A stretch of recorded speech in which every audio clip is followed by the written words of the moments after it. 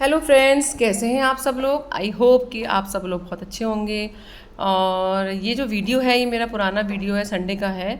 और जब हम जा रहे थे शक्ति फार्म में नानी के यहाँ, और रुद्रपुर गए थे हम। जब आपने देखा था कि पिछली वीडियो वाटर पार्क गए थे हम लोग, तो वाटर पार्क से आने के बाद हम सैटरडे को स्टे किया रुद्रपुर में। और फिर हम गए नानी के घर शक्ति फार्म। और रास्ते में ही देखिए हमें मिले ये जो पानी पिला रहे थे रास्ते में, ठंडा पानी शरबत। और हमने बोतल में भर लिया इसे। हमने कहा पीते पीते जाएंगे, गर्मी बहुत ज़्यादा थी। और उसके बाद ये देखिए बहुत अच्छा काम कर रहे हैं, जगह जगह रास्ते में पानी पिला रहे हैं। ये बहुत अच्छा काम है इतनी गर्मी में, ठंडा पानी पिलाना लोगों को, राहगीरों को। तो इस तरह पीते पीते पानी हम पहुंच गए घर नानी के। और ये देखिए सारे कज़िन्स इकट्ठा हुए हैं, क्योंकि छुट्टियां हैं तो सारी मौसियाँ नानी सब इकट्ठे हुए हैं, मामा लोग सबके बच्चे ये एक साथ इकट्ठा होते हैं तो अच्छा लगता है। सब मस्ती कर रहे, देखिए ऊनो खेल रहे हैं। मुझे तो आता नहीं है खेलना ये सब, और ये लोग खेल रहे। देखिए कोई लेट के खेल रहा है, कोई बैठ के खेल रहा है, और मुँह छुपा रहे हैं कुछ लोग बट अच्छा लगता है। सब लोग इकट्ठे होते हैं सारे कज़िन्स, तो अलग ही माहौल होता है, मस्ती होती है। उसके बाद हमने प्लान किया कि शाम को हम चलते हैं घूमने के लिए। बहुत लेट हो गया था वैसे तो निकलने में, 6 बज गया था। और हमने कहा चलिए कहीं घूम के डैम तक घूम के आते हैं। वहाँ 2 डैम है, डोरा डैम और बैगुल डैम। तो हम लोग हाँ घूमने गए वहाँ पर, और हम निकल रहे थे वहाँ पर घूमने के लिए। तो एक्चुअली वहाँ जाके कुछ ज़्यादा हम लोग कर नहीं पाए, क्योंकि अंधेरा हो चुका था पहुँचते पहुँचते। और ये सारे देखिए पहुँच गए थे, बट पानी नहीं था वहाँ पर। और गर्मी में पानी सूख जाता है। तो हमने बस कुछ फ़ोटो क्लिक करी, और उसके बाद हम लोग वहाँ से निकल गए, क्योंकि रात हो गई थी, अंधेरा बहुत ज़्यादा होने वाला था। और थोड़ा जंगल का रास्ता भी है तो सेफ़ नहीं होता है, इसलिए हमने कहा चलो अब चलते हैं घर को। और वहीं पर जाके कुछ खाएंगे, जैसे कि मोमो वगैरह या चाउमीन कुछ भी। और उसके बाद दूसरे दिन मैंने बनाए नानी के लिए पंजीरी, क्योंकि नानी को अच्छी लगती है पंजीरी। नानी ने कहा बना दो, तो ये अजवाइन जीरा और सौंफ डाल के मैंने भून लिया था, ड्राई रोस्ट कर लिया था। और बाकी जो मखाने, ड्राई फ्रूट्स और मूंगफली वगैरह वो मैं पहले ही भून चुकी थी, उसको रख चुकी थी। तो आप भी बना सकते हैं, इजीली बहुत बन जाता है घर में। और ये बहुत ज़्यादा अच्छा होता है विंटर्स में, जाड़ों में बहुत अच्छा होता है अगर आप बना के इसको रख लेते हो, जाड़ों में खाते हैं तो। और यह चीनी का पाक बन रहा है। और इसको अगर आप गर्मियों में वैसे कम खाना चाहिए, क्योंकि गर्मी में गर्म होता है, इसकी तासीर गर्म होती है। बट जाड़ों के लिए बहुत अच्छा है। ये देखिए सारा मसाला बन के तैयार है, और मैं इसको मिक्स कर रही हूँ अच्छे से मिक्स करके, घी डाल के उसमें सारे, और किशमिश वगैरह।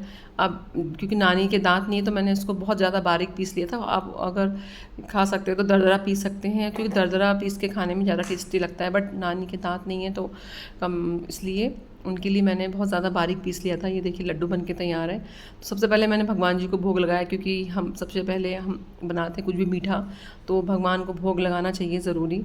और क्योंकि उन्हीं के आशीर्वाद से ही दुनिया चलती है, उन्हीं के आशीर्वाद से ही हम लोग आगे बढ़ते हैं लाइफ में। तो हमेशा पहला भोग भगवान को लगाना चाहिए। तो उसके बाद मैंने बना ली लड्डू। ये बहुत ज़्यादा सॉफ्ट हो रहे थे लड्डू बना के, और मैंने फ्रिज में नहीं रखे, क्योंकि फ्रिज में रखती तो ये बहुत ज़्यादा सख्त हो जाते, और फिर नानी खा नहीं पाती। तो इसको मैंने बाहर ही रखा था।